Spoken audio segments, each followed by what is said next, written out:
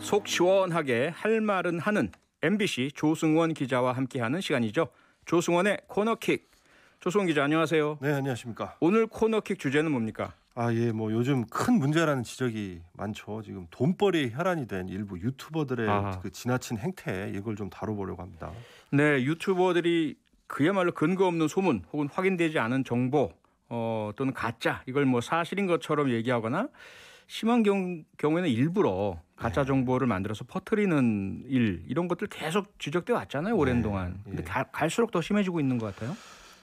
사실 유튜브가 이렇게까지 영향력과 파급력이 큰 매체가 될 거라는 거, 이걸 뭐 우리가 생각하지 못했잖아요. 그렇죠. 네. 근데 저도 사실 요즘 유튜브 영상 만들고 있습니다만 그런 얘기 하더라고요. 그러니까 대중매체에서 20세기가 TV의 시대였다면 21세기는 유튜브의 시대다. 뭐 이런 얘기들을 학자들이 하는데 결국 이젠 뭐 기존 미디어의 버금가는 혹은 뭐 그 이상의 영향력, 파급력을 갖게 됐다는 거죠. 이렇게 지금 영향력이 커지면서 생긴 가장 심각한 문제가 바로 이건데요.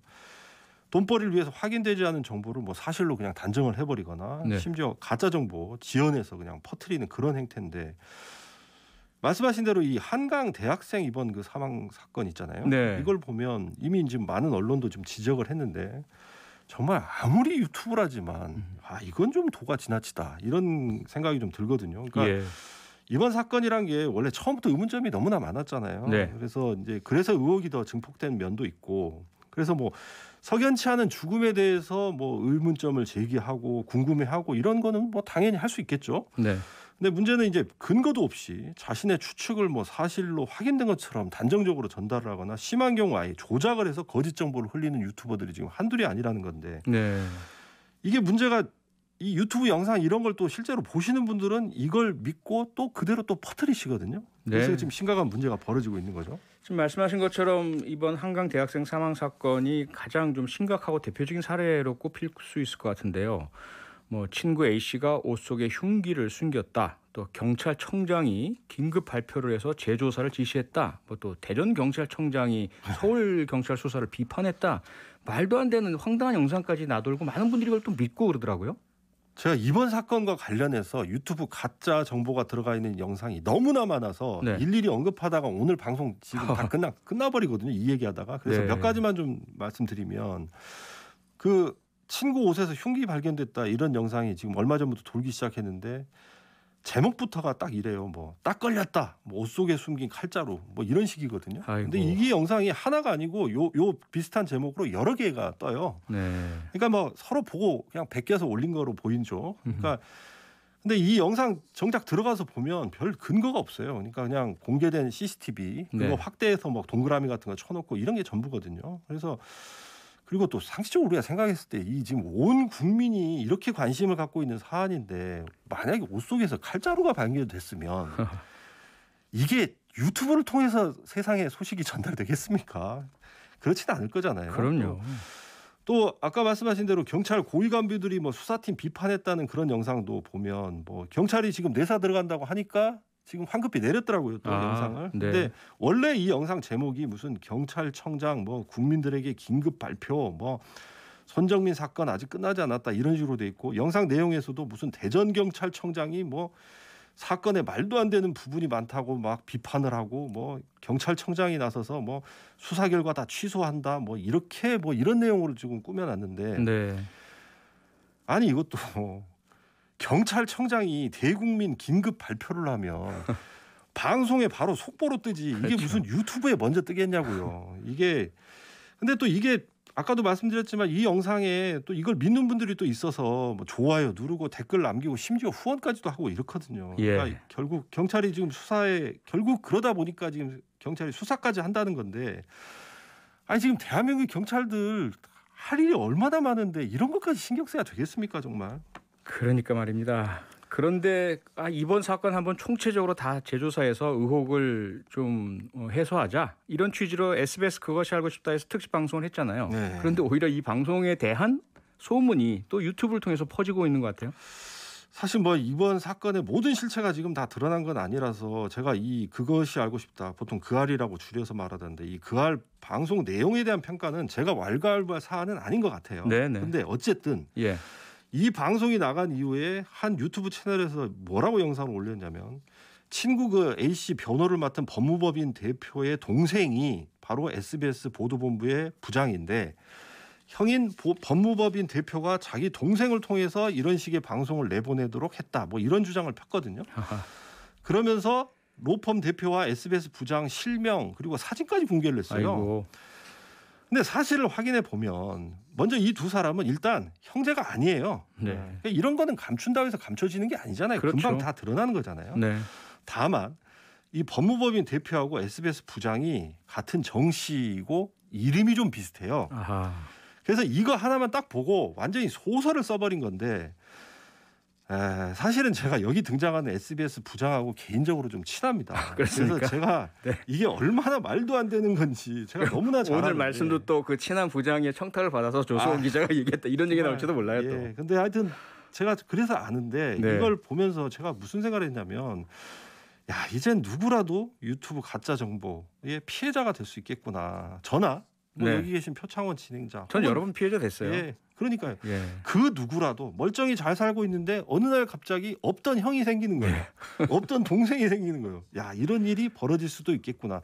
야 정말 유튜브 무섭다. 이런 생각을 좀 했습니다. 왜 이러냐 이게 중요하잖아요. 왜 이런 짓들을 하느냐. 결국 돈 때문 아닙니까? 예. 자극적인 영상 올리고 근거 없는 얘기 헛소문 충격적이고 이런 이야기일수록 많이 보니까 돈 벌어보겠다 이거 아닙니까?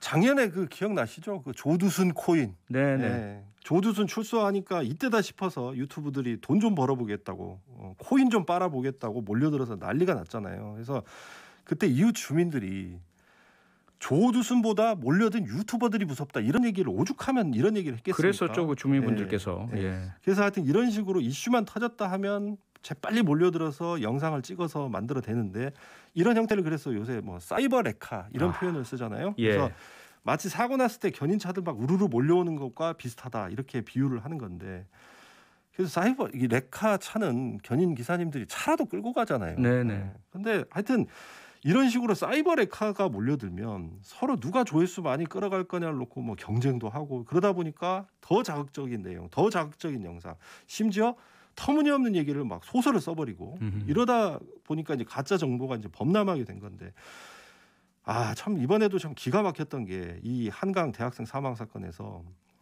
저는 대한민국에 무당 무속인 유튜버들이 이렇게 많은지를 처음 알았어요. 이분들이 이번에 이 판에 또 뛰어들어가지고 뭐 내가 관상을 봤더니 얼굴에 딱 써 있다. 뭐 점괘를 보니까 둘이 싸웠다. 뭐 아이고. 점괘를 봤더니 뭐 여자 문제가 있더라. 뭐 이런 정말 황당한 얘기를 무속인 유튜버들이 지금도 하고 있거든요. 아 그래요? 근데 지금 이 영상의 문제가 뭐냐면 이런 영상을 사람들이 또 호기심에 또 보잖아요. 아하. 자극적이니까. 예. 그래서 무당 점집 후기 이런 영상은요. 조회수가 정말 장난이 아닙니다. 아까 잠깐 봤더니 74만 찍었더라고요 벌써. 74만 명이요? 이런 말도 안 되는 황당한 내용을 74만 명이 봤습니다.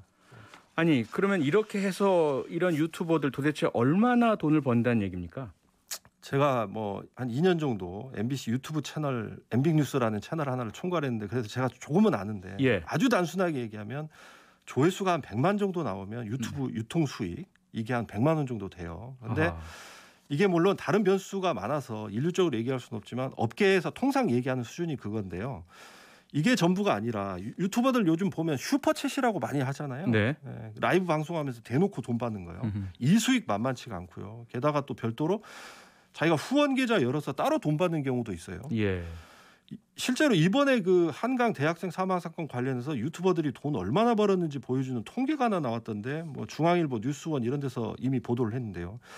이번 사건 벌어진 이후 한 달 동안 일부 유튜버는 3천만 원 넘게 수익을 올렸다고 추정이 나왔거든요. 한 달 동안 3천만 원이요? 네, 3천만 원. 그러니까 이 유튜브 통계 분석하는 기관 곳이 있어요. 녹스 인플루언서라는 곳도 있고 뭐 플레이보드라는 곳이 있는데 6개 채널을 골라서 분석을 했대요. 그랬더니 네.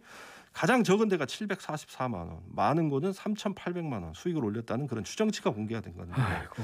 조회수도 엄청나게 올라서 6개 채널 평균으로 조회수가 약 7배 뛰었다는 건데 이렇게 버니까 영상을 찍어댄다는 거죠. 다른 사람의 비극을 팔아서 참 부당한 수익을 이렇게 올렸다는 이야기인데요.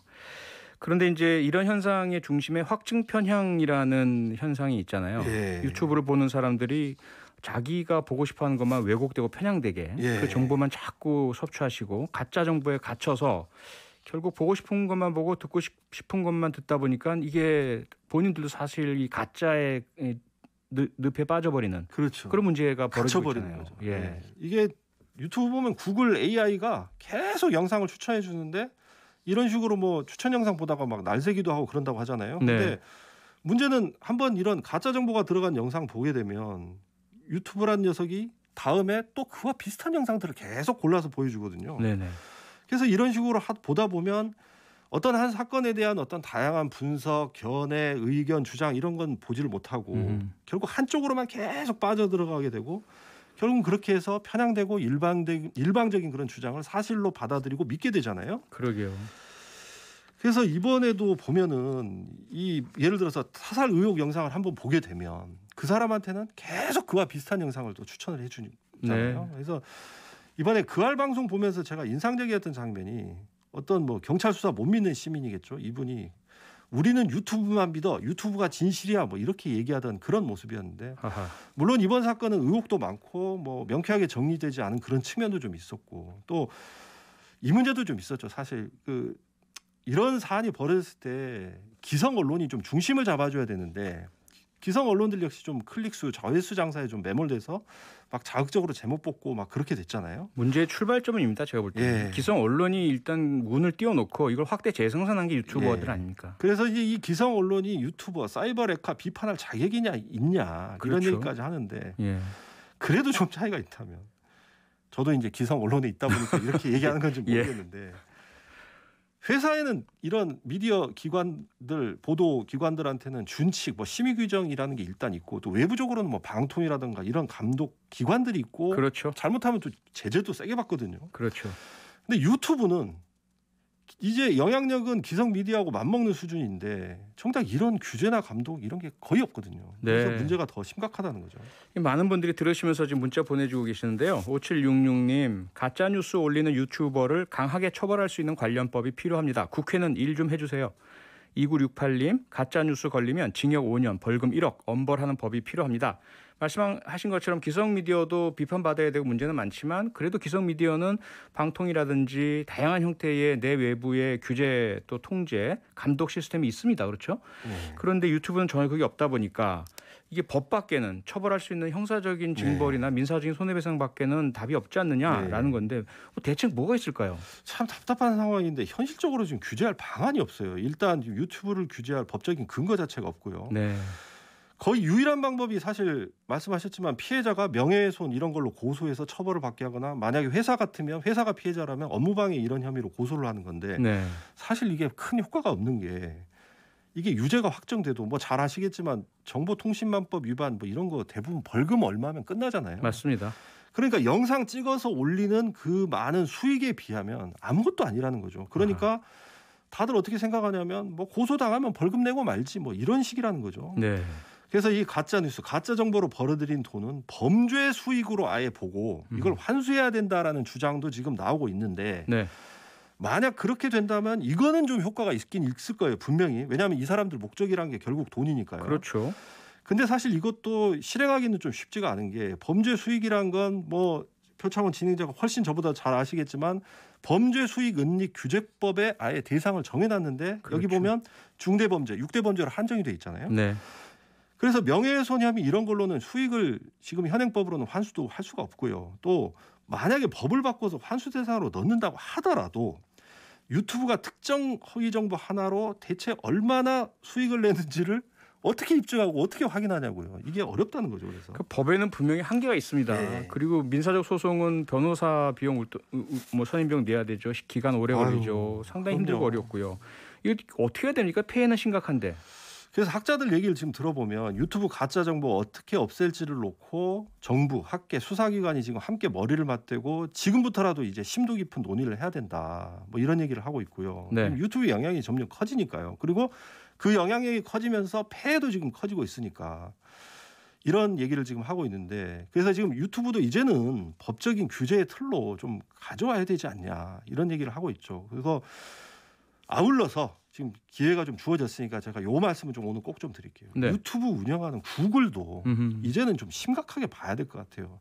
자, 구글이 지금 우리나라에서 돈을 얼마나 많이 벌어갑니까? 지금 얼마 전에 뉴스데스크에도 나왔지만 해마다 구글 플레이 스토어 이 앱마켓 있잖아요. 네. 이걸 통해서 벌어들인 게 5조 원 넘는 걸로 지금 추정이 되는데 5조 원이요? 예. 이 많은 매출을 지금 조세 회피처인 싱가포르로 다 돌려놓는 바람에 아하. 우리나라에서는 이 5조 원에 대한 세금도 제대로 안 내잖아요. 네. 이건 팩트잖아요. 근데 이렇게 한국에서 떼돈을 벌고 세금도 제대로 이렇게 안 내고 있다면 최소한 기업의 사회적 책임 이건 좀 생각을 해야 된다.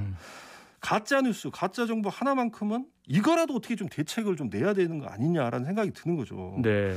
이번 기회에 구글도 좀 생각을 좀 다시 해봐야 될 것 같아요. 이렇게 지금 수수방관해서 되겠습니까 이거?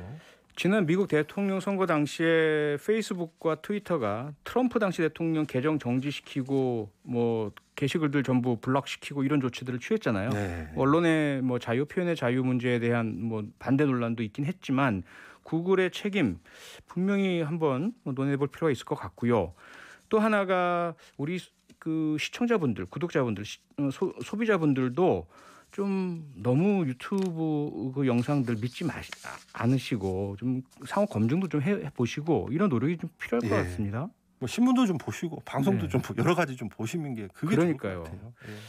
네, 저도 초기부터 이 사건에 대해서 여러 뭐 매체에서 인터뷰 요청이 있었지만 삼가한 이유가 그런 것이거든요. 한마디 하면 그것 때문에 또 다른 그 유튜브 영상이 또 사용하고 폭증할까 봐 그런 것인데 한번 정리해서 뉴스 하이킥에서 쭉 말씀을 드렸는데도 자꾸 또 다른 이야기가 확산되고 있는 것 같습니다.